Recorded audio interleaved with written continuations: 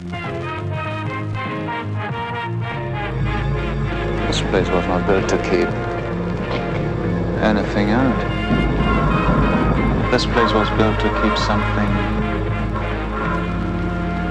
in. Hopefully it works this time. I mean, that was Michael Mann on the set of The Keep. Yeah. Hopefully it works this time. Yeah. Well, sorry, Mike. Hello, everyone. Welcome back to another episode of the Waffle Press Retrospective Failed Fantasy Blockbusters Edition. We're here talking about Michael Mann's notorious movie, The Keep, a film I have to get on my pedestal about because I know how to differentiate the fake Michael Mann heads from the real Michael Mann heads. Stop fucking asking him about this movie at Q&As. You should know better than that. Did it happen? Stop doing that. Did it happen again? It happens every time. Stop. You know what? Don't solicit questions from audience members anymore. Right. At least not live audiences. Don't do it. Don't do it. There's going to be some fool out there who thinks they're going to be so cute and clever and asking him about The Keep. He doesn't want anything to do with it anymore. It didn't work. Stop. All right. I'm your host, Diego Crespo. With me is my co-host, Matt Garingo. Yeah, we're going to talk about The Keep. My man's The Keep because it's technically a fantasy film. It's also a horror film. Happy Halloween, everyone. Yes. Happy Halloween. Gals and ghouls and... Well, ghouls are non-binary. Well, yeah, I think ghoul is a non-binary term. Yeah, Send your complaints to Waffle Press.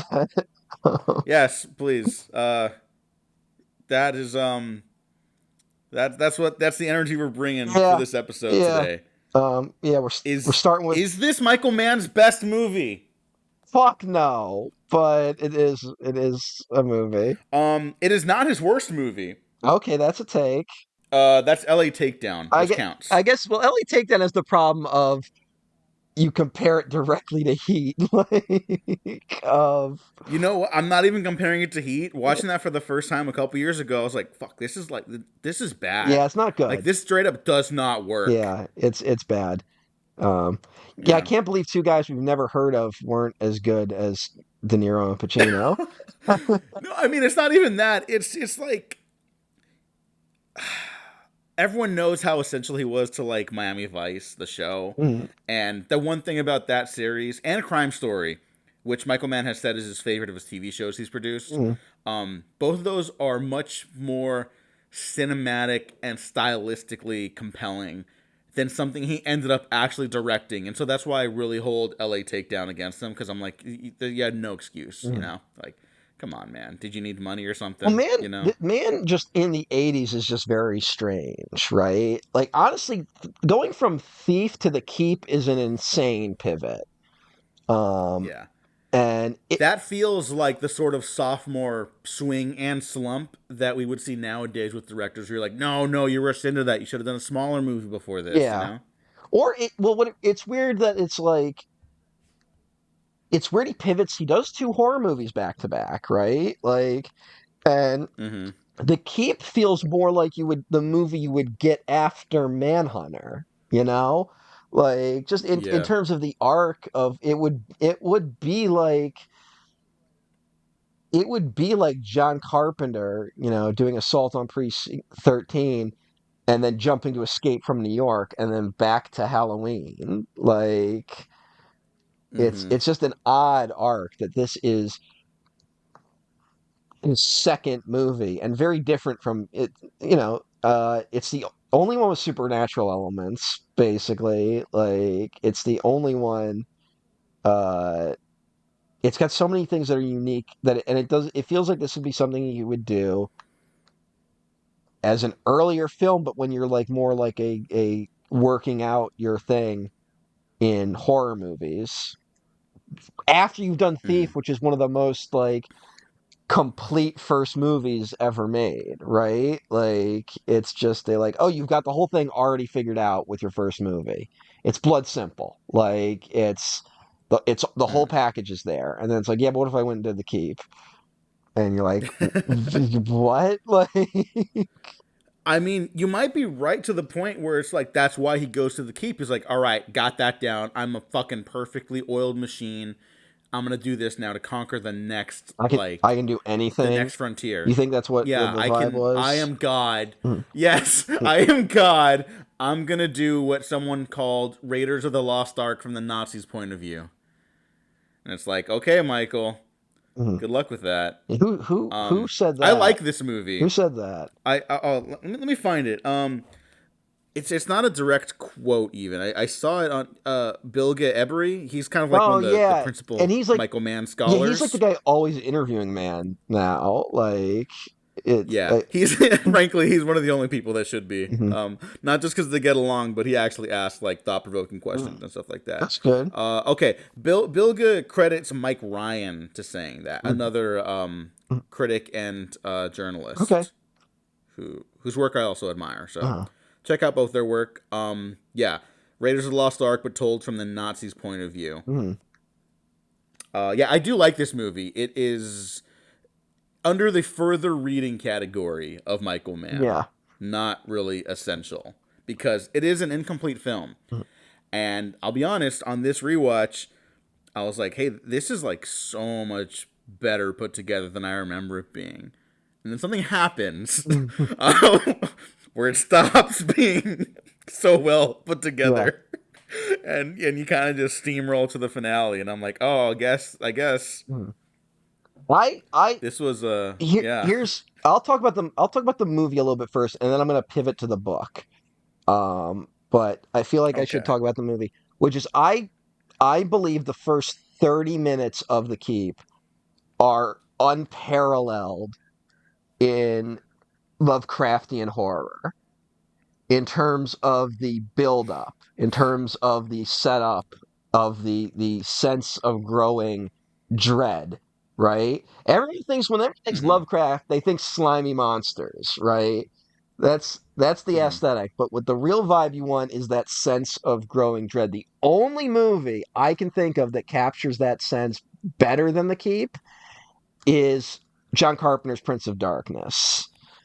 I think that's the only Mm. movie where that movie captures that growing sense of dread that I think the good Lovecraft stories really have. Like I said, Lovecraft at this point now it's like, oh, like there's like, the Marvel characters will punch a Cthulhu ripoff like in the opening 5 minutes of a movie. Like that's essentially the opening of Yeah. Doctor Strange, right? In the Multiverse of Madness, like so that's what everything. But like there's to me the real Lovecraftian horror contains a certain element of dread that I can't think of too many other movies capturing very well. Um, No, yeah. mhm, It's a very rare feeling, yeah, which is probably why I kind of go to bat for this movie, yeah. frankly. Like so, the only guy I can think of doing it well too is Carpenter. Like Carpenter does it, and they compare like this. This is like the best 30 minutes of a Carpenter movie that Carpenter didn't direct, right? Like Yeah. this. Oh, yeah. This feels like it could have been a John Carpenter movie. Um, Totally. might have been better as a John Carpenter movie. No, no, Mm. no offense to Michael Mann, but like Carpenter knows how to work with $6 million, maybe a little better than uh, Mm. uh, fucking Mann did at the time. Um, but like you get to this keep. It's in the Carpathian Mountains. There's Nazis. Don't touch the crosses. Uh, and then when they open the wall up in the keep and they do that fucking like slow pull out and he just becomes smaller and smaller, that's one of the most incredible horror movie shots I think I've ever seen. Like It's still so unsettling. it's It's the shit. yeah, It's the fucking shit. You feel like, what's everyone talking about? This movie is and awesome. it's like there's no way this movie isn't good, even if it doesn't work. Like, there's no way this isn't one of the best things ever. And then it goes off a cliff so hard. And it's kind of incredible how off a cliff it goes. I maintain those first 30 minutes are great. Uh, so in this, I might have read The Keep in high school and not remember it. I read a lot in high school that I don't totally remember, right? Yeah. Like I know I read the book Zodiac, not about the killer. There's a different book called Zodiac that's like a weird sort of science fiction story, and I have no memory of what happens in it, and I see it on my shelf all the time, and I'm like, yeah, I read that, but I couldn't tell you what happens in it. I think it had something to do with fish. Um, but there's a lot of, so I kind of had this thought in my mind of like there so I think we both know basically the production of The Keep like went off the fucking rails, right? Like it was Yeah, it's a too disaster. big an undertaking for Mann. The special effects director dies like 2 weeks into post production, and no one knew how he planned to finish the special effects. Mm-hmm. So Mann had to do it himself, and the special effects do feel like someone who doesn't know what they're doing trying to do special effects, where there's a mix of some really good moments and some really bad moments. The chief villain antagonist of the film, Malthazar, had to be like redesigned mid production, right? Yeah. And no one could figure. I'm gonna that one's a little on Man because he was trying to figure out how it could be presented best physically, whether that's corporeal or non-corporeal, and then people were like, you can't just have him be smoke because that's not, maybe that's not going to work. There is I mean, you kind of get a little bit of everything along the way, Yeah. but you do feel like it's a little bit of Well, it everything feels along the like way and not like a cohesive it thing. feels like what they were trying to do was make Malthazar kind of like Dr. Manhattan when Dr. Manhattan is slowly putting himself back together, right? Like Mm-hmm. it's like as Malthazar kills more of these Nazis, he becomes more and more flesh, right? Like when he first Yeah. appears, he's just a smoke creature, but you can kind of see the like it's not a terrible effect because you can kind of see what you're going for. You can basically see his nervous system within the cloud of smoke, right? Like, and Yeah. then when Yeah. he I do like that yeah, visual. it's a good idea. They don't fully get it. They don't fully pull it off, right? Then when he next Mm-hmm. appears, he's like supposed to be mostly just muscle and bone, and then like towards the end, he's got like a more like flesh appearance, which also reflects the keep, which at this point the Nazis have like been slaughtered and like are in like in the walls of the keep too. So there's almost like he's he's like a weird like the keep itself is like almost becoming like a living organism at this point. You can see what they were going for and they just don't pull it off. Uh Mm-hmm. it's Yeah, and all that stuff you said is makes it sound so I fucking know awesome. it sounds so And I cool. do think stuff in there is so fucking awesome. Yeah. I will say my favorite version of Malasar is the one where he's like the muscles Yeah. That's and he's probably the speaking and you see him best. speak for the first time. Yeah. That's my favorite shit. That's probably the best Um, he looks. Uh, yeah, the final version is less compelling. so I just always assumed that okay, whatever the movie was going for would be better explained in the book, right? Mm-hmm. That when this movie went off the rails, also the other story is that he turned in a like 3 hour cut of this movie. I don't know, like that sounds. I don't know how true that actually sounds now that I think about it. Honestly, like that sounds like a work print, Mm-hmm. right? Of Yeah. like, is this feels like a butchered work print, right? Like it doesn't feel Mm-hmm. like there was a good director's cut of the movie. It feels like there was a work print cut that was just hacked and hacked and hacked until it was 90 minutes long, right? Yeah. Like it if this movie could be reassembled, I doubt it would be a 3 hour movie. I doubt if Mann had any interest in reassembling it. I feel like it would be more in the individual sequence pacings than in any Mm-hmm. overarching reworking of the plot of the movie. Um, but I just always assumed, like, okay, it feels like there's something really missing from the latter half of this story, right? Like, Yeah. If I could just quickly like springboard off that and give some credence to your claim, because yeah, even the Wikipedia has it, like the original cut that Mann turned in was 210 minutes.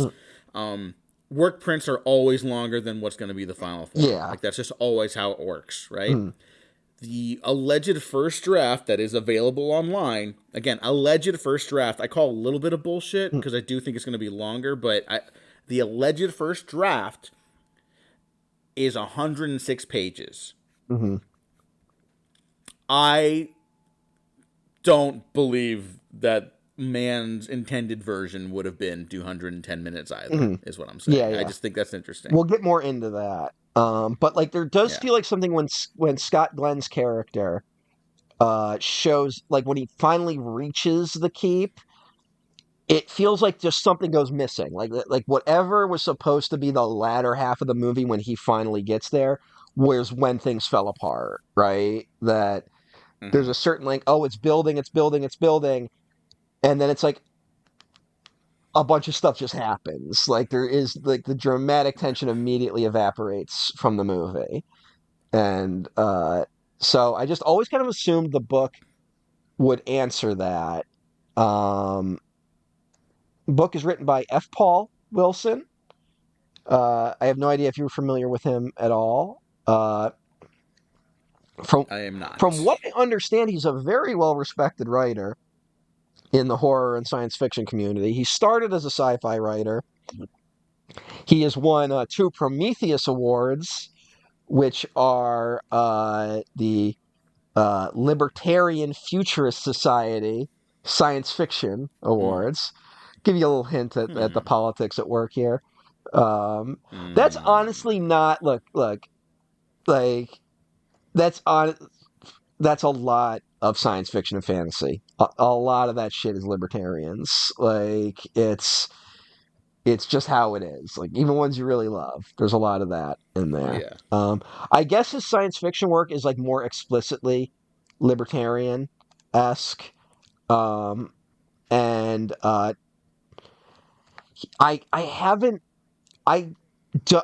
have read a couple short stories by F. Paul Wilson. None of them really clicked for me. Like I said, the copy I have has a quote from Peter Straub, a horror writer I do like, the writer of Ghost Story and Shadowland. His quote is, it has true fear in it. That's what it says on my paperback copy. Robert Bloch is, I think, quoted on the hardcover copy of the book, or at least one of the hardcover copies. I think Stephen King's a fan of him, so I kind of assumed that the book would answer a lot of these questions.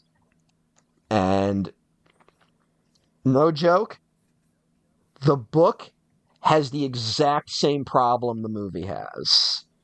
Oh my God. It's almost to a fucking T of it. Like here's the to the point where the first half of this, there's dialogue lifted directly from the book into the movie. It's very close to the book in terms of the structure. It hits all these beats. Private Lutz being the one trying to remove the crosses and then being put on duty and then finding the hole in the wall. All of that is in the book. Now, the big open chasm isn't. That seems to be an invention of the movie, but it's kind of implied by it. There's an interesting, like, there's interesting stuff of, like, you know, like they get to the keep and it's like, it's where the construction of the keep doesn't totally make sense. There's a lot, you know, it's like classic horror stuff of just being like, the position of where the keep is doesn't really make sense. Why it's built this way, who built it, no one really knows. There's all sorts of mysteries about it. It's this really great setup. You expect these things to pay off, and they don't. And it does this. It has like such a good setup, not beyond the keep, but also the tension between the German army and the SS leader, right? Like there's like a tension between those two forces. The having to bring in a Jewish history professor to solve the mystery, like during the Holocaust, and then whatever Scott Glenn's journey to the keep is more interesting in the book than in the movie. like all that stuff is there, and then once Scott Glenn's character, whose name he goes by Glenn, but it's like Glaken or something like that. Hmm. Once he gets there and it becomes a very explicit battle of good versus evil, it you know how like when you watch the movie and like suddenly he's having sex with her and you're like, they Yeah. must have cut a whole romance out of this. It's the exact same thing in the book. Like the Oh exact, my and I will god. say the woman character, you know, What the fuck? Michael Mann gets criticism for how women characters are written. She is written better in the movie. It's abysmally written in the book. Uh, I would believe that. mhm. And I believe that entirely. yeah, 'Cause I think that a lot of the missing material, the drop off you're talking about, mhm. is the moment the movie has them meeting, and then they cut to their sex scene for me. Yeah. Where I'm like, what the, whoa, But what the shit, fucking, there's what? maybe a scene or two more in the book, but it does feel that quick. And I will say though, much of what keeps that impression that these movies hit the same beat is that right when I hit the 200-page mark, I started getting frustrated with the novel and started speed reading.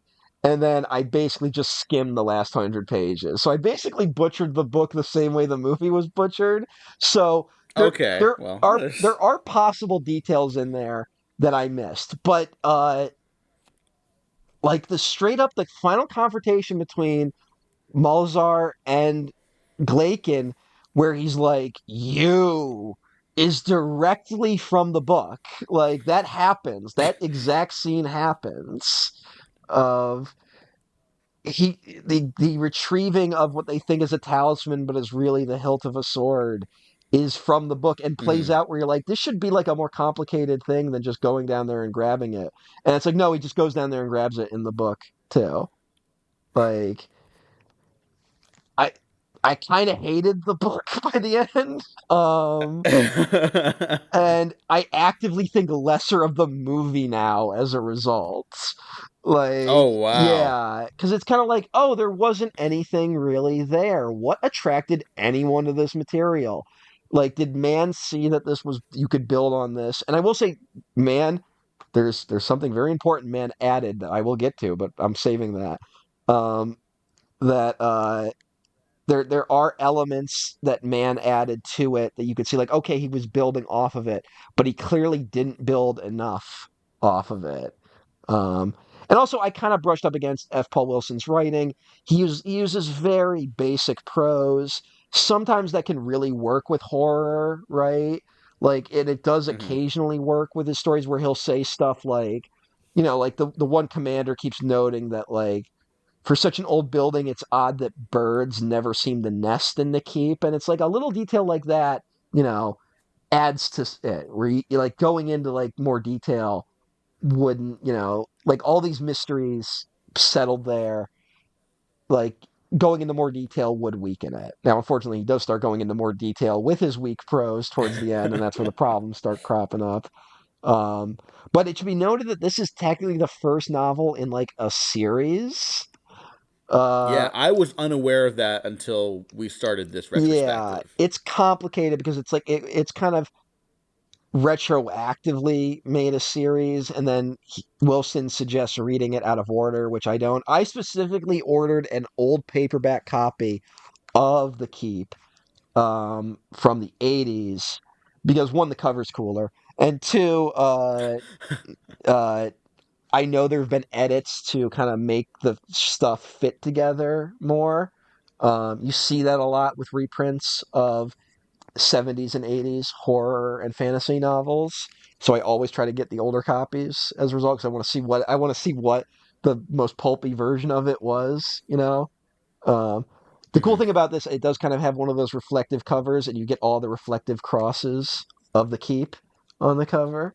Um, Oh, that's I cool. want to say the book has a comical number of crosses. It's like thousands of crosses built into the wall. And I think that just wouldn't have been possible in terms of production design, which is why they stayed away from it. But it's less a regimented, like it feels less regimented as described in the novel, whereas like there's some high up, there's some low, there's some in the middle, like they're all over the place in the keep. Like it's just it was like wherever we can fit a cross, we're putting a cross is more the vibe.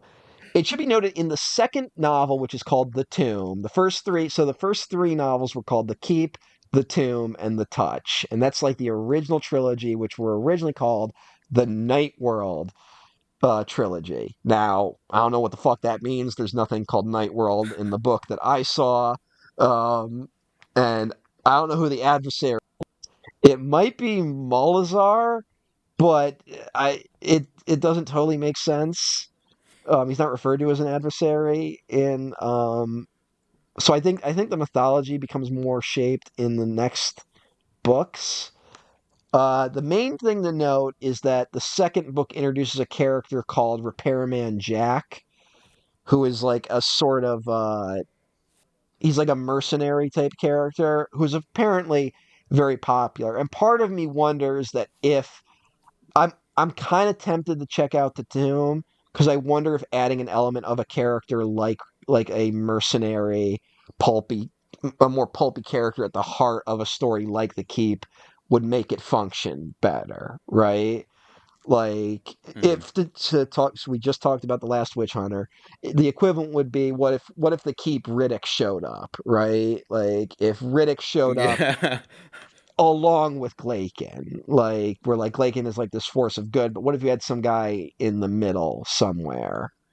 Uh, that could have been interesting. So there's a part of me that's tempted to check out The Tomb to give it a shot. But as it stands, I didn't find The Keep to be a very good book. Uh, now, uh, so what's your take on Malazar? Well, he's supposed to be like, I mean, they say in the movie, so this is not like a mind blowing thing, but he's supposed to be like a golem, Mhm, right? Like in Hebrew mhm. mythology, the golem is like almost like an angel of vengeance. I'm gonna mishap this because I'm not gonna be. I'm not the one to explain Hebrew Yeah, yeah, mythology. I was raised Catholic, yeah, so if I'm gonna get some stuff wrong, I apologize. But basically, they call down a golem to defend a group of people or like a village or something like that, yeah. right? And a golem is because it's like a supernatural being, it saves everyone, and then they're like, okay, go away now. But it's like a golem is like a living thing, so you can't just like. I've always found this idea so fascinating. You can't just like Yeah. wisp it away. It's like, no, it's here now. Mhm. What do you mean go away? You called me Yeah. here, you know? Mhm. And that idea of like power is not I mean, like it's inherently like it's replaceable. very Frankenstein, right? Of like you create something, but you don't Mhm. think about the implications of it. Like it's very that, Yeah. but with a religious and more fantasy bent, premise to it. Mhm. Yeah, yeah. Golems are really interesting. It's a little confusing as to whether Mozart in the story takes on the form of a golem, or is explicitly meant to be a golem, or is representative of a golem, right? Uh, I mean that's another thing I find actually very fascinating about this very very imperfect, heavily flawed movie, is that it approaches the supernatural bent in a way that I'm always fascinated in, where no one really has the answer, yeah, even when it becomes a battle between good and evil forces. It's their perception yeah. of this supernatural landscape that they've just discovered, and by the end of it, it's just like I don't know what the fuck Yeah. happened, both in the movie and in the characters' lives, but they Well, it's like that survived. thing of like There is a great you idea go like, there. are these crosses powerful against it because Christianity is right, or is there something unique to the crosses that then Christianity co-opted? Right, like Mm-hmm. it's like is what we consider a golem actually a completely different creature, but like it's a real entity that has woven into our own mythology uh that like this is our interpretation of it, right? And there's a lot of Mm-hmm. positioning of this stuff where it's like you have the priest and then you have the Jewish professor, you have like where they're friends, although fucking that priest fucking turns on him quickly of just like you're damned Yeah, to I'm willing to bet that's some of the stuff that's gone from the well, movie because it's like, yeah. whoa. Here's a note though. Priest, very minor character in the book, does not hold the same position he does in the movie. There isn't that back and forth between the priest and the Jewish professor, at least the chunks that I read. So it seems like he was elevated for the movie, which makes sense. I mean, they have that conversation where they're like, like, what do you, like, we're divine beings, and he's like, no, like, I believe in man at this point, like, because like man is like evil, like he's all broken because he's been through the fucking Holocaust, and Yeah. he's and his body's decrepit and shit like that. Like he's at this low ebb in his life, and man really taps into in the movie the um the how difficult it can be to differentiate the divine from the demonic, right? Like that Mm-hmm. Malthazar appears and he's like, he's a very disturbing looking figure, but also there's an angelic quality to him, like his movements are so Yeah. unique. And then that mixed with the Tangerine Dream score, it's a really good counterbalance to the horror. Uh, I I think it's a really good mix in the movie, um, and I think it partly leads to it's kind of a story, about the sort of fracturing of the moral compass, like that, like when something as evil as the Nazis arrive, like it can blind us to, right and wrong. Like we start letting those sorts of things fall by the wayside, and Yeah, it can totally. allow true evil to triumph in a way. That like that it's actually, it's something, it's weird where part of me wonders, I see the echo of this in other stuff. So, like, part of me wonders how popular the novel The Keep actually is. Because, like, this ends up being, like, an element of, like, the Castlevania series, where Dracula comes back every 100 years, but he's like, look, I'm just coming because whenever evil rises in human hearts, like, it attracts me. Like, I'm just there to be the balance that you guys call forth, right? Like, that's in the Mm-hmm. games anyway.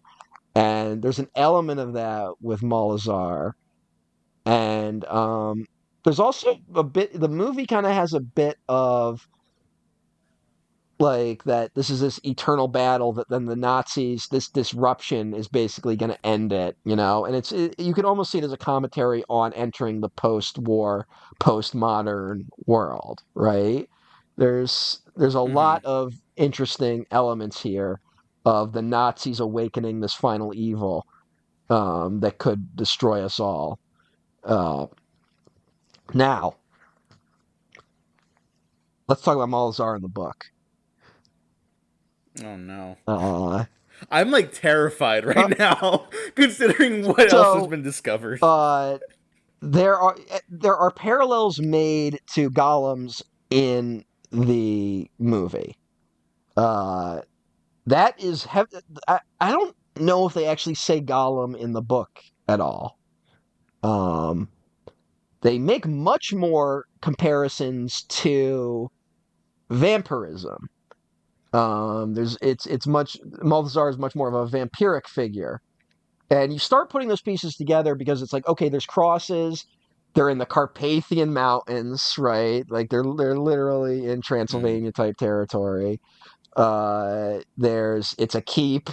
It's uh, in the book. There's a lot more Nazis getting killed. Like part of that's actually one of the better lines really early in it. It's so good. I think it's on the back. Yeah, it's on the back of the book. That there's an opening with the SS officer, which is him being sent to the keep, which he seems as like beneath him. There's a sort of prologue, and it's like, look, there's something going on at this keep. We've had an army unit there for about a week, and we just got a message that just says something is killing our men. Like that's all the message says, and that's a really good like horror, like ooh, something's happening type thing. Yeah. And in the whatever the force is, which we don't know, we just keep kind of like showing up either just after it happens or like catching very brief glimpses of it. The Nazis are either being decapitated or their throats are being torn open. It's very explicitly at the throats. So you're like, okay, vampires, going through the throat, right? And like there's blood, but like the army guys start noting like there's less blood than there should be at these locations. Um, so they make a much more of a vampiric connection, right? And that's in the movie a little bit. Mm-hmm. in terms of Malthazar sucking the souls to give himself more life, right? Uh, Mm-hmm. and the novel is very explicit that Malthazar feeds off of death itself. Like, so it's like he's saying like, I'll get out of here and I will destroy the evil of the Nazis, but really he's going to feed off of the evil of the Holocaust. Like that will just fuel him. Like genocidal death on that scale will just make him more powerful. So that's interesting. Now, the vampire connections in the novel are made very explicit when Malthazar first appears in the novel, because visually he is very different.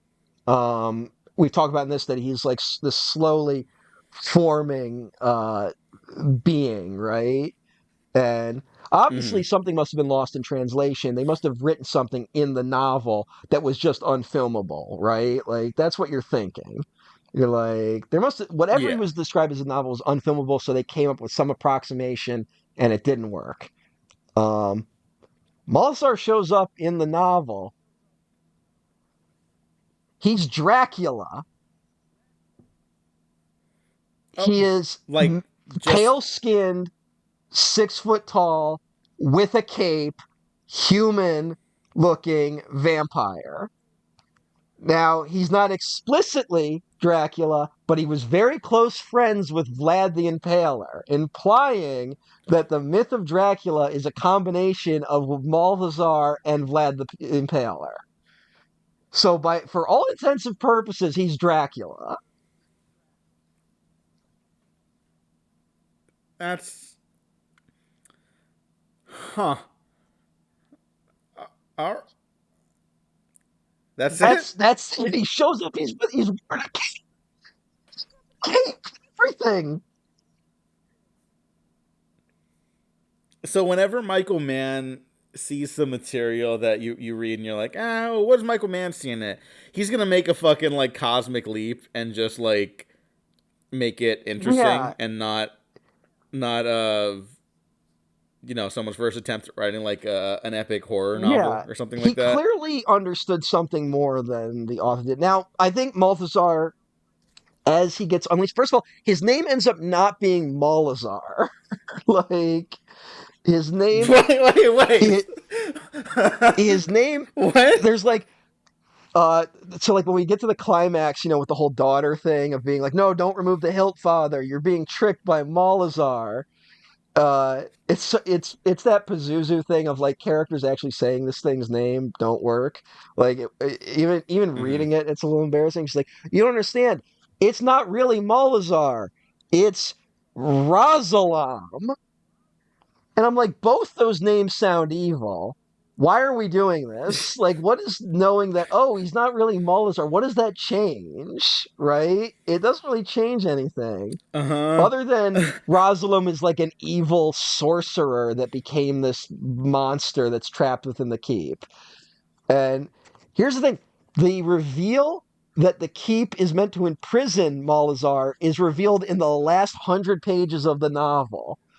Something the idea that the keep was built to keep something in as opposed to keep something out is spoiled by the poster of the movie. Like you know you like just you buy a book called The Keep, right? Just Mm. buying it, looking at my paperback copy, looking at it, okay, there's something trapped in the keep. That's not a twist. That is. And then what makes it even worse is that Malzar in this is very much plays up the like, what are the Nazis doing to my people? I will avenge them. Like, he's playing up that role, right? Of Mm-hmm. like, I've come to seek vengeance on these people. Malzar in the book does a very similar thing, although he's very much more like, I'm here to defend Romania. Like, I'm here to defend the Romanian people.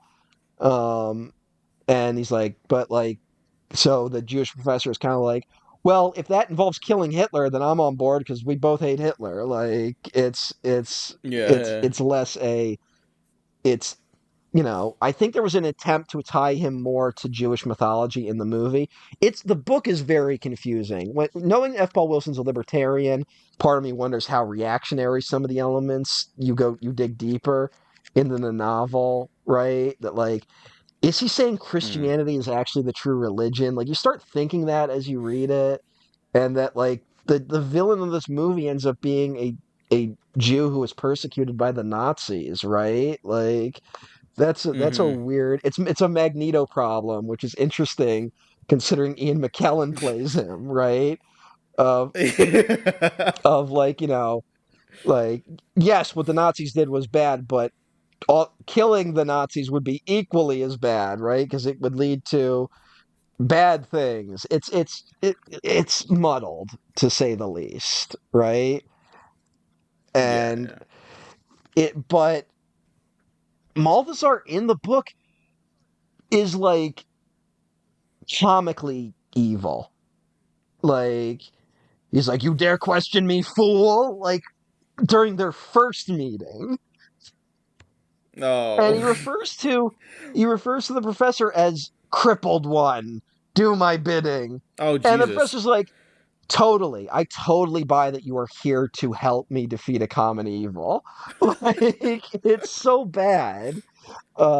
Yeah, Malthazar in the book is like a huge letdown. So I could see Mann being like, I gotta make that better for the movie, and then that just being the thing that like consumed the movie itself. Uh but Wow. otherwise, the arc of the book is exactly the same. Like it's all the same stuff, aside from Malthazar. So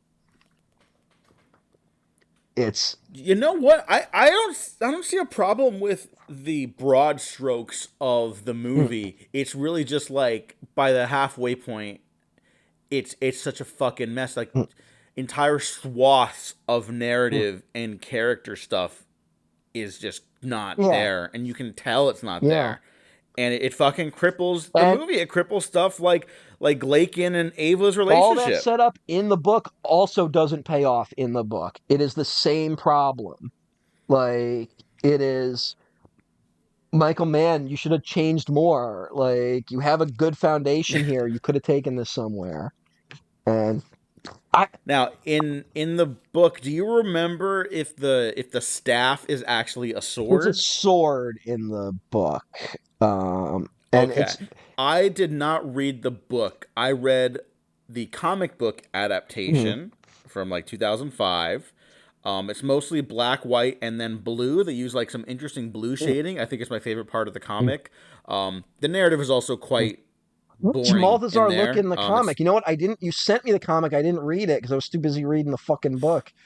Um, He looks like a fucking vampire. yeah. All right. So He looks like a Mike Mignola Hellboy villain. yeah. Okay. You know? So I guess that's closer to the book. I'm looking at an alternate cover for the Keep, and like it's straight up a vampire on the cover of it. Oh well. So yeah, Um, but there's of the changes from the movie and then the incompleteness, I guess, of the movie.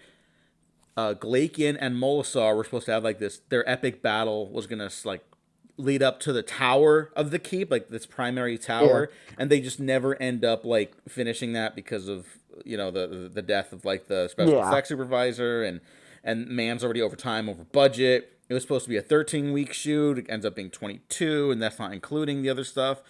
They film a lot of the Nazi massacre that we only stumble upon yeah. later.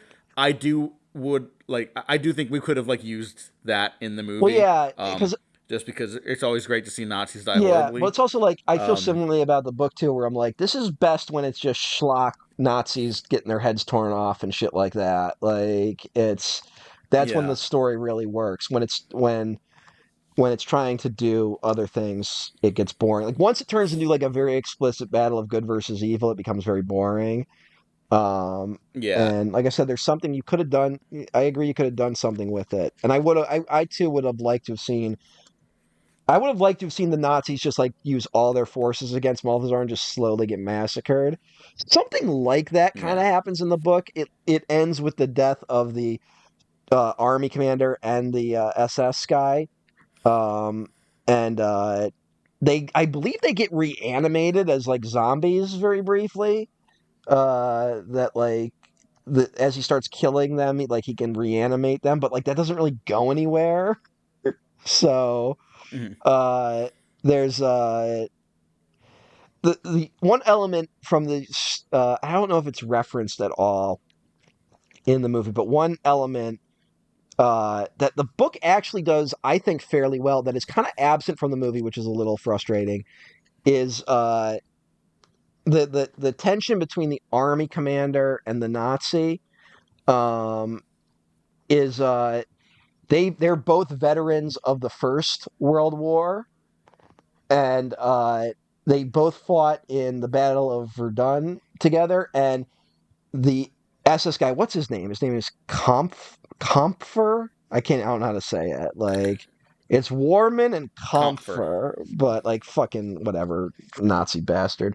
And he like panicked and like cowered like during the battle, and the Warman, the Jurgen Prochnow character, like rose to the occasion and like saved a bunch of soldiers. So deep down, the Nazi is like really embarrassed of having been exposed as such a coward. There's an element of like him being a secret coward that the movie doesn't really tap into. And part of it, I think, that is smart in the novel is the idea that, like, okay, the real army guy, the guy who can actually fight, went through the army and went up the normal ranks and doesn't buy into the whole Nazism thing. And the coward aligned himself with power, right?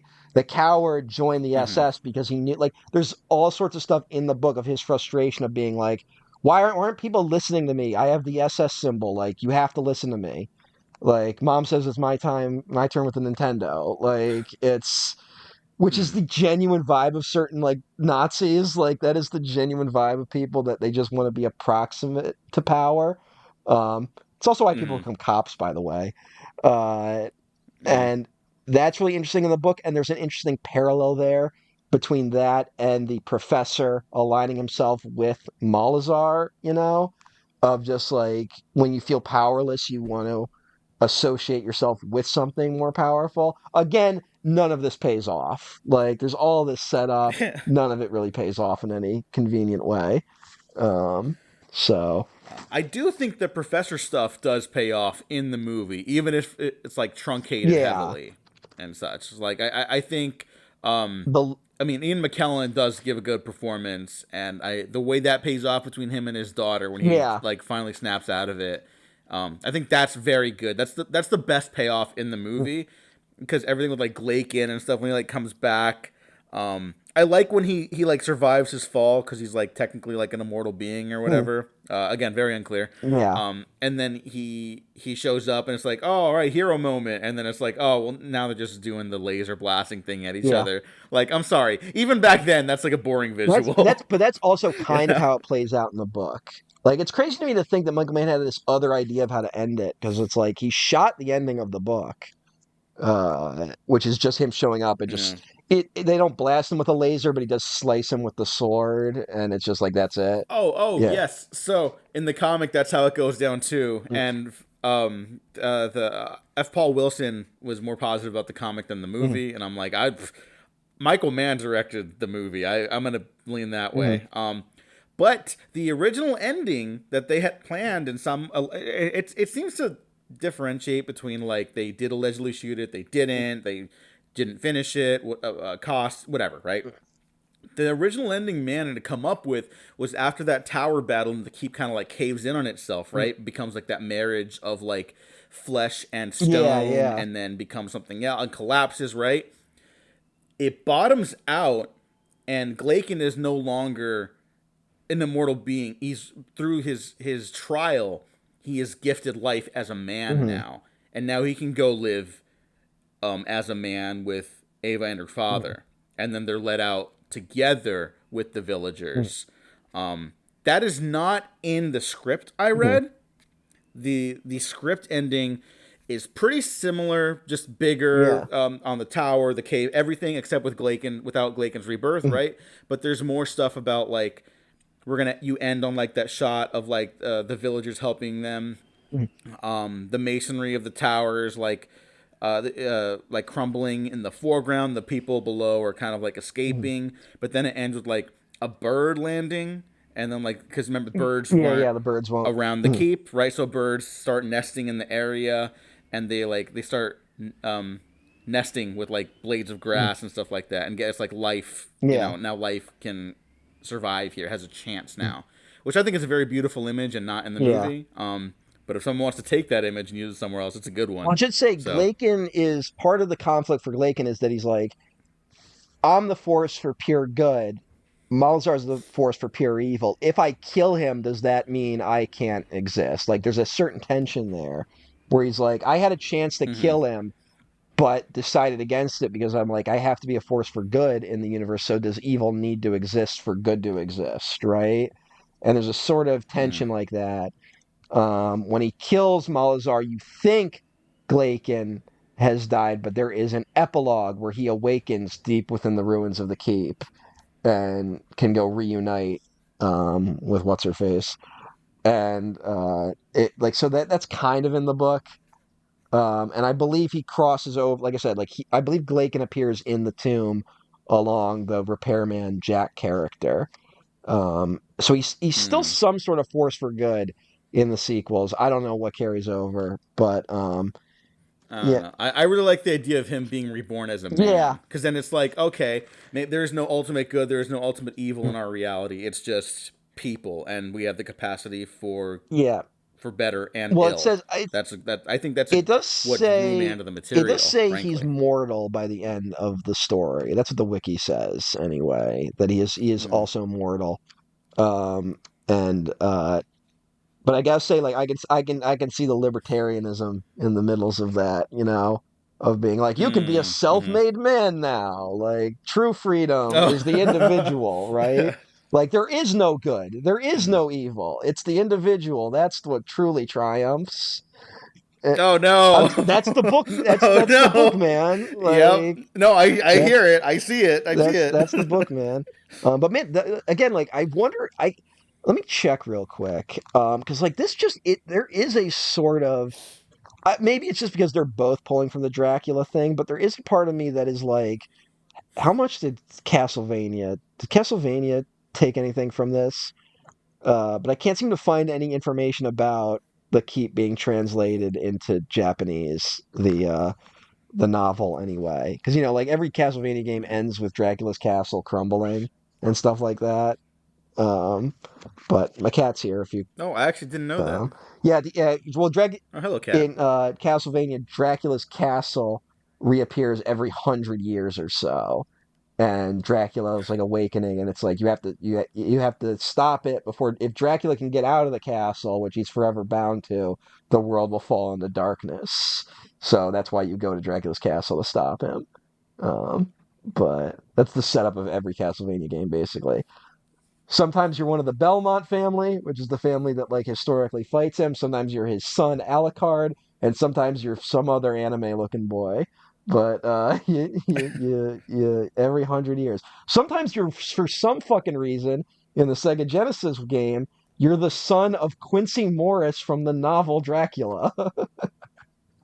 Oh, okay, sure, yeah, why not? What the fuck? The game, they're weird games, but they're great games. Everyone should play. I really got to dive into them. Get at some point. Castlevania Requiem. It's the version that is. Oh, Logan, you're gonna. Am I still on the call with you? You're still on the call. Logan just closed Discord on me. Logan, hold on. Logan, God damn it. Logan closed Discord on me. Hold on, I have to move it, but then he's biting me when I get too close to my phone. So. Can you see him? He's right there on the camera. I can see him. Hey, buddy. Hey, Logan. Give me a second, buddy. I gotta move my phone. Buddy, what do you want? It is 3:00. You have dinner in 2 hours. Come on, buddy. Well, anyway, this is my eternal battle. Okay. So I'd recommend Castlevania Requiem. That's fine. which contains Rondo of Blood I want to mention and the cast Symphony of the I Night. think they're all quite good. again, even in truncated form. Scott Glenn, just one of the best to ever do it. Mhm. Kind of like a guy Yeah, who he makes sense maybe we're taking for as granted a an little bit. Alberta otherworldly. Watson, I think, like, you can tell Oh shit! Hey, Mann sorry. had good Can you material for hear her. me? I can hear Sorry, you. were you hearing me for like the last 5 minutes or so? Like I was talking, and I don't know if we were just. Oh Uh, no. uh I heard you. I heard you when you pointed out that Logan was over the yeah. phone, and then I didn't The really hear screen anything went to after that. dark again. Fuck. All right. Okay. I was jokingly saying that I recommend Castlevania Requiem, which is the Oh yeah, best yeah. I version of got the that. I keep you got can that. get. Yeah. And then also I was agreeing with you on Scott Glenn that he has like an otherworldly Oh yeah. presence to him that fits a type of character like Mm-hmm. this. Uh, Oh, I just lost you again. why? What? God damn it! I fucking hate Discord, man. All right. I'm so What? All sorry. right. Now I gotta look because now it's not even staying on with my camera on. Um. Ugh, So, I mean, I'm just looking at it for a minute, waiting to that's see if it goes dark again. yeah. God damn it! It keeps doing it. All right. Mm-hmm. Um. All right. Well, I think we could wrap up soon, All right. anyway. Look, So here's just a come suggestion on. for next time. Like, uh, what would it like? Would I be running up like your minutes if we just talked over the phone while we recorded? Like, No. okay. Do you want to try that then instead of having to rely? Yeah. Yeah. Yeah, we'll Sure. try that next time Yeah. Yeah. That might be because I don't better. know what the fuck is going on here. I don't know Yeah. why. I'll just make sure my phone's Yeah, charged I because don't know. I can't do it. While I fucking. Whoa! I saw that. I turned it off and on. And Okay. I'm trying to see. Hold on a second. Let me look at it. Let me just look at it real quick. I might have fixed it, but I can't tell. Mm-hmm. Um, Logan, you fucked this whole thing up. He's right here, purring. Oh, man. I think I fixed it. Um, Okay. Whatever. Fuck But it. yeah, next time you want to play it safe, we Yeah. could do the call. Yeah. All right. Let's talk about the other actors in this fucking goddamn thing. All right. Yeah, Alberta Watson. I think she's actually quite good. I think, man. God, you could just tell he tried an entirely different like approach to making this movie, and it just didn't work. Yeah. Because he even has like basically she's the lead of the movie Mhm. in a way. Yeah. And it's the one time he has like a female protagonist, and then that's Yeah. it. You know. And I kind of wish he tried it out more, but I guess maybe this movie was just so like traumatic for him that he's just like scared to try anything that veers into this territory Yeah. again. I don't know. It's strange. I think you just realized like I took on too much with this fucking movie. That's the vibe you get. Yeah, Anyway. yeah. Uh, Jurgen Prochnow, I also think yeah, he's is great. awesome. Um, Yeah, a terrific actor. Obviously, we talked about him in The Mouth of I want to say one Madness, thing. I Dune. want to say one thing about the relationship though. One of the better shot sex scenes in a horror movie, I gotta say. Uh, Yeah. yeah. Wow. What's going on there? I'm so that I honestly feels mean, shocking. man knows how to shoot a sex Yeah, but scene. it's kind of shocking that got by the MPAA. Like that feels like something the MPAA would have come down on. But yeah, it's kind of wild. Just Yeah, maybe they were just like looking at the rest of the movie, and they're like, we don't even know. yeah, maybe Like, they got we as don't bored as know. everyone else. Hey. Oh, here's the thing. I don't think it gets boring. I just think it's just like it's such a fucking mess by the Yeah, end. Like I really cannot recommend it unless you're like a man it fanatic. just starts going too fast, and then like the stuff just even when cool stuff happens, it registers less, right? Like Mm-hmm. like the Nazi's head exploding and stuff like that, which is cool. Um, Yeah. but Shout out to Gabriel Byrne, who's just gonna play evil until he mhm. dies. Like he's so good at it, but like he just looks evil, which is unfortunate because I don't know if he's a nice See, guy or I don't know whatever. if Gabriel Byrne is it. I don't know if his vibe is evil though, in terms of his performances. Like he's definitely been evil You don't in think? movies. Like he's good at being evil, Yeah, but like yeah. He is Satan in End of yeah, Days. but he's fucking Tom in Miller's Crossing. and like he's not a good guy I in that, gotcha. but he's like you like him. Um, isn't he the dad in Little Women? The Oh '90s shit, one. that's right. But yeah, he's also the dad in Yeah, Hereditary. he's got a warm side to him. He's not a total like only evil guy, in my opinion. Um, The Usual Suspects is All right. partly playing on that, though, of like you just assume he would be the bad guy, and Yeah. but he is trying to do the right thing. I don't know, um, but I've always liked Byrne, so uh, Yeah, I do too. uh, A great actor, and you mentioned like there's not that element of like his cowardice, and I do think that comes out later in the movie, in the mm, finale, and part of me wonders if that was also in the cut material, because part of the reason why Mann had them wear like um their their SS members uniforms, like the black mm. ones, to let the audience know that they were like hardcore Nazi fanatics. Yeah, Like, yeah. because typically in that area they would wear like, they had like field uniforms, Mm, right? So they didn't need to dress up like that. So maybe that was there, and that was just something else that kind of got diverted yeah. in the cutting room floor, Who knows? which is a shame. Who knows? I will say that when Gabriel Byrne runs into the keep and sees all his men dead, he gives the same scream he gives in Miller's Crossing when that woman starts beating him with a handbag, which is one of the funniest moments in any Coen Brothers movie. Uh, but um, who else is in this goddamn thing? I mean, Ian Yeah, Ian McKellen, McKellen who we talked about a little bit, doing is doing the terrific. trick of playing an old man really early, so you can just play old men for the rest of your life. Um, Yeah. Oh, Robert Prosky, who I always forget is in this yeah, movie. the movie forgets he's here. Yeah. And like I said, he seems Yeah. that character seems really elevated from the material. It's in the book. It's much more about the caretaker. Mm. Also, it should be known that like they do that whole thing where he's like the caretaker in this is like a lot more ominous. In the book, he's kind of more matter of fact about it, being like, "Look, this is just what we do. We keep the keep, but like no one stays here because everyone gets bad dreams." Like, he's like, well, who pays you? He's like, we just get sent money in the mail to watch it. He's like, who owns it? We don't know. There's a guy who shows up every 2 years, takes a few notes, and then leaves, and that's implied to be Scott Glenn. Like, and Mm-hmm. Scott Glenn's character isn't like he doesn't just awaken when the keep awakens. Like, he's out there doing stuff, but he is like, he comes back. There's a lot more about him coming, like being a regular visitor to the keep over the years to inspect it, um, Mm-hmm. and that there's even parts about Ian McKellen's character trying to find the owner of it, like by like searching through like bank records and not being able to find anything. So there's some interesting elements there.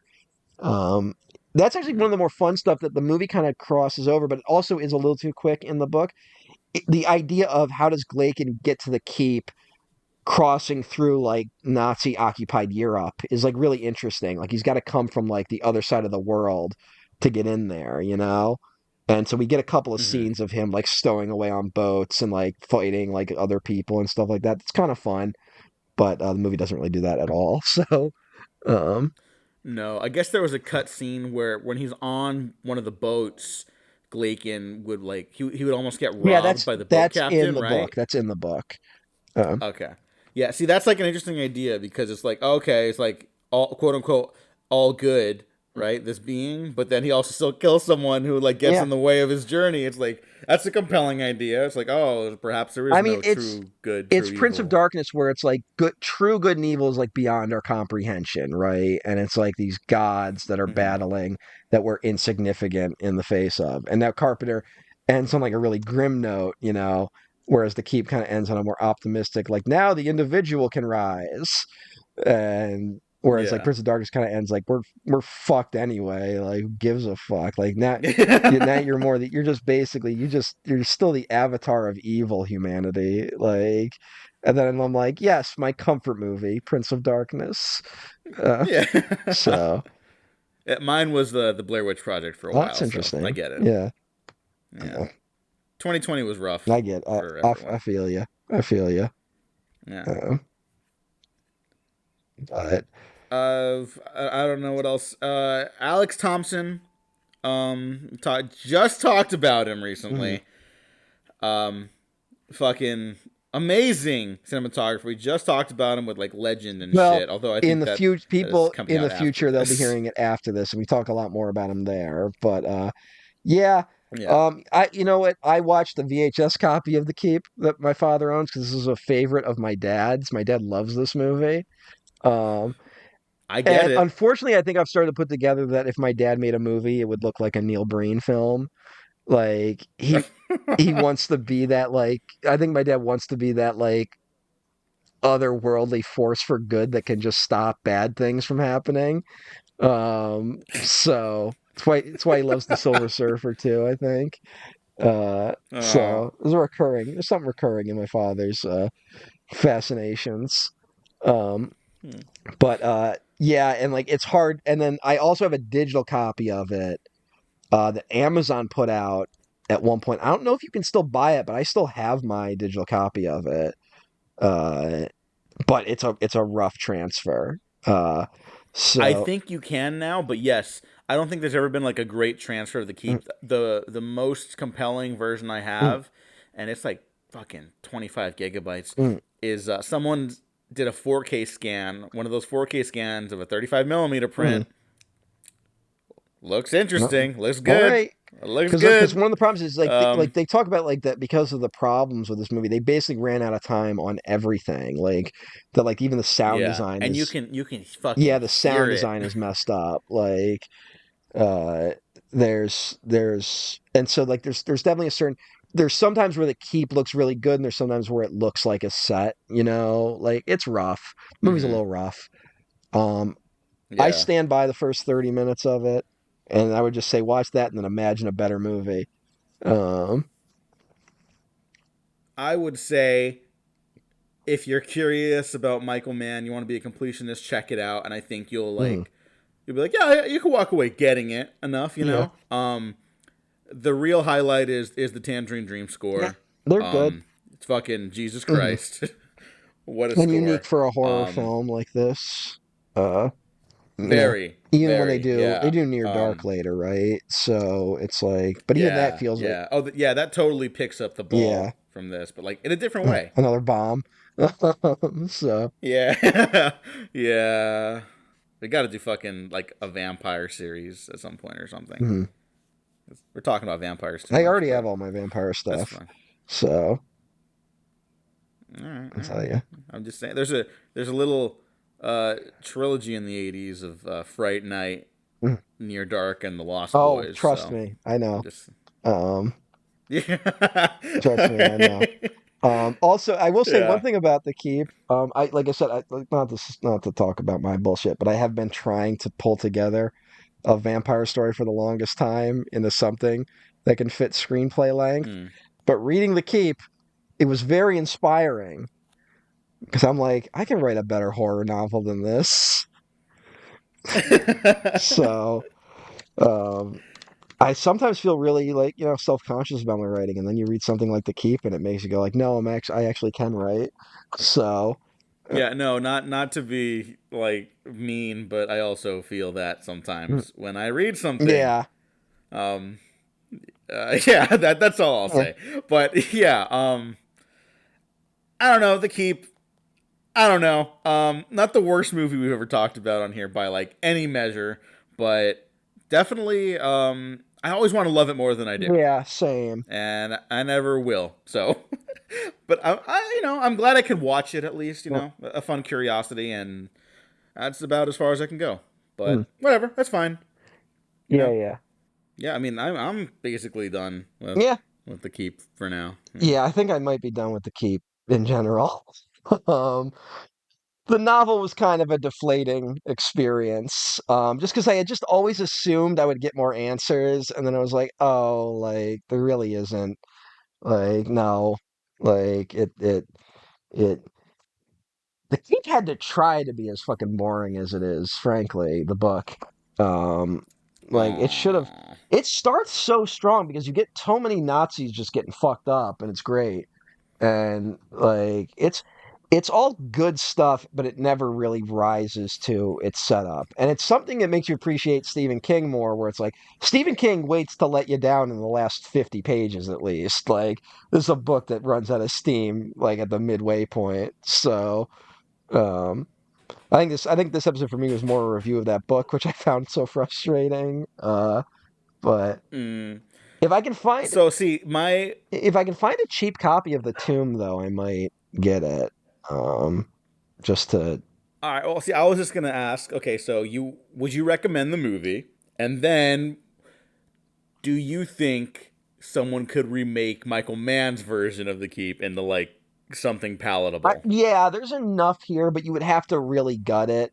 And I think F. Paul Wilson seems to have a very strong fan base. Like there's enough that he can have this Repairman Jack series, and there's essentially like a board game based on the Keep. There's a lot of Keep merchandise out there. That's fucking Yeah, crazy. What the yeah, fuck? there's a lot of Keep merchandise out there that I think is more related to the popularity of F. Paul Wilson in the 80s than anything else. Um, Okay, yeah, because like I do like this mm, movie, and if someone came to me and was like, "You have an idea to remake that?" I'd be like, "Yeah, I do." Um, that is mm, crazy that there's a board game about yeah, this. That like a concerning yeah. crazy, not like a fun I think crazy it either. might actually predate the movie. Like it's not related to the Okay, that movie. makes It more does. sense. It's not related. It's like I said. I think F. Paul Wilson was probably seeing this as a franchise he was trying to build. Like a lot of guys were Hmm. doing that in the 80s. And it just didn't really stand the test of time. Like whatever strength it had in its era, I've seen better versions of the Keep. You know, Hmm. like Yeah, yeah.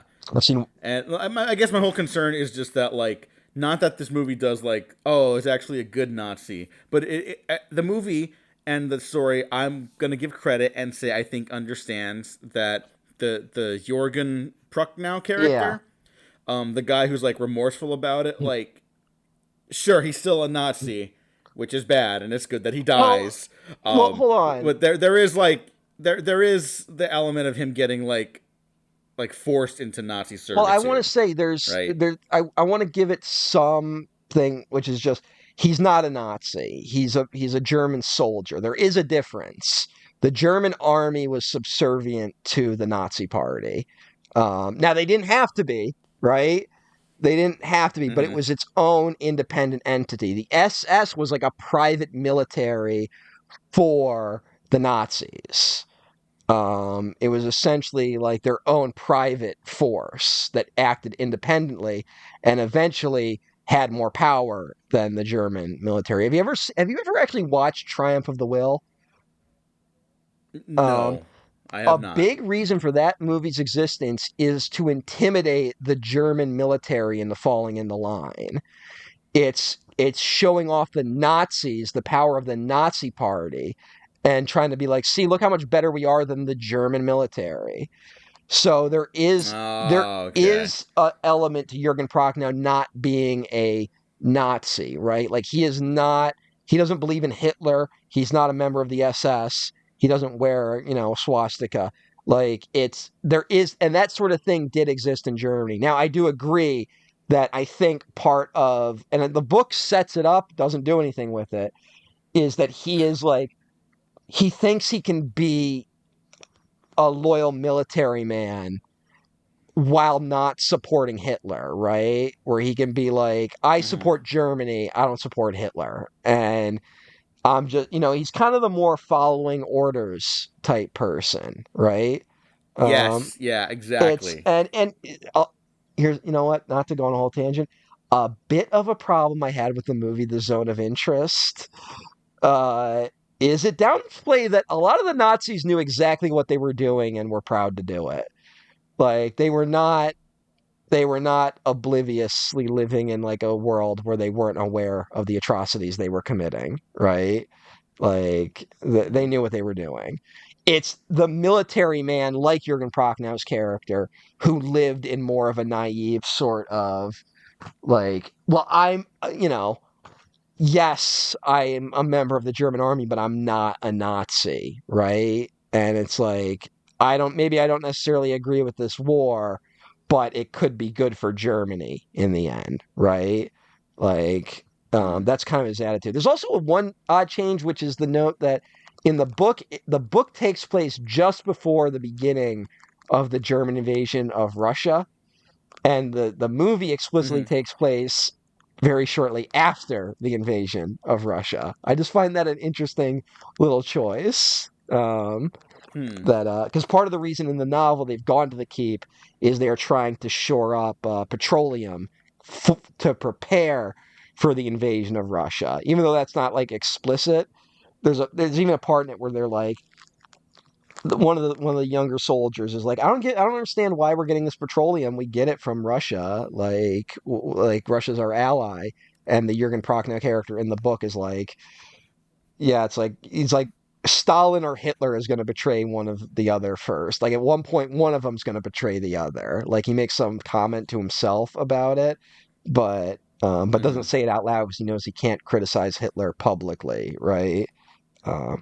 Honestly, I just find that one of the interesting tensions of the book, of just like that idea that you can divorce yourself from it. You know, that like that you start, you know, the collapse of the moral center essentially. And it's not capitalized on the book or in the movie. So that's my only thing is that I do think it is. There's more there than maybe just not capitalizing on it. Though. Yeah. Like I'm really fascinated with their final confrontation. Yeah. Where the Prochnow character is just shot in the back when he goes for the cross that was given to him, because he's like, because the professor is like, I think you for some reason have like some moral, and this will give you some guidance or whatever, right? Even though it's a very complicated relationship between these characters, and then the Gabriel Byrne character who shoots him in the back and steals the cross to protect himself ends up like dying just like everyone else. And then the cross, like, that is such a fascinating the concept. cross literally melts in Malthazar's hand. Like it holds when wielded by I can't, this is where I get confused. I can't tell if it's because it's a different type of cross he's holding, that like if only the crosses in the walls work, or if any cross works or whatever, or if Gabriel Byrne was just confused, or if there's something about Gabriel Byrne being a secret coward that meant the power of, like, you have to actually believe in it for the power to work, right? Yeah, because like, you know, to go back to the vampiric thing, like there the whole thing is like, oh, it's like faith based. I forget if it happens in the original, like Salem's Lot, for example, but I just watched the new version of it I was telling you about, and there the priest character who's like trying to regain his faith because he's like a miserable like alcoholic who lost the yes, character. I do. But in the new version he gets it because he doesn't, like, his faith is wavering. And that is like the thing the vampire says, Barlow says to him. I think it's Barlow that kills him in the movie. And then it's like, oh, like a faith wavering, whatever. And then, scream, die. So if it's like that vampiric attribute again, then yeah, I would think it's like the lack of faith in the cross and just assuming the symbols will protect him. I also think it's more interesting if it's like that cross just has no power because it's not specifically one of these ones embedded in the keep. Because then it's like you have less of an understanding, and then I think it's more compelling where it's like, we're never going to have the full scope of this thing, you know? And we're never just going to have all the answers. think that's what the book was going for, but failed miserably. So, but hey. Well, but I had fun talking about it. I did too. And it is one of those where, like, yeah, I could see this being a better movie someday. But yeah, bring back Tangerine Dream. Yeah, fuck it. Just keep them around. Yeah, fuck it. Keep them on retainer, and then have someone else remake this into a better movie. Apologies to Michael. Like I said, I want to check out I do. Let me see how much the Tomb, a paperback copy of the Tomb, is going for. You know what? I just started it again. So at 12 minute at 100, right, just right now, at 1 hour 22 minutes and 5 seconds, there's going to be a bit of a gap. Okay. So yeah, just keep an eye out for that. I was swinging this laptop around like crazy. Nothing happened. I don't know what I did just now that made it finally happen again. So yeah, yeah. I'm literally just looking up how much Jesus Christ. an But old hey, it's copy of okay. the We're literally Tomb wrapping up, goes so it's fine. for. Now you know what, the mass market paperback is $5 on thrift books $10,000. right now. Only one left. So if you check it out and there's no longer one there, I might have snapped it up. So but yeah. I might check that out, and if I don't like that, then I'm never reading another F. Paul Wilson story. But so yeah. But No. hey, That's fair. That's totally fair. you're welcome.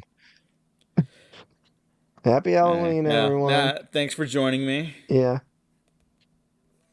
Yeah, happy Halloween to everyone listening. Links down to all of our stuff Yes. below. We'll be back next week to talk Yes. Legend. I forgot. Yeah, I was gonna say the next one, but we say the next one Keep on the the Legend keep episode. So keep ghouls yeah, in Halloween. enjoy I don't that. know. Happy Keep hell in holidays. Halloween. We've been Bye. what? Bye. We've been professionally unprofessional. Let's wrap up better than the movie does. Bye.